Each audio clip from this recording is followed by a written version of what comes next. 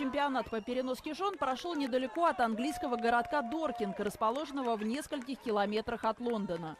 Участникам предстояло преодолеть полосу препятствий длиной в 380 метров, и дождливая погода только усложнила условия трассы. Зрители тоже не щадили участников и поливали их из ведер холодной водой. Некоторые жены, участницы забега, очень жалели своих мужей. Самое сложное досталось супругу, я лишь старалась не покалечиться.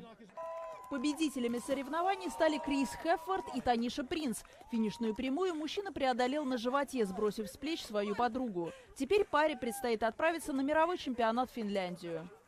Мы никак особо не тренировались перед выступлением. Я рассчитываю поехать на мировые соревнования и победить. Каждый год выигрывает финн. Так что на этот раз мы хотим приехать и сместить его с пьедестала.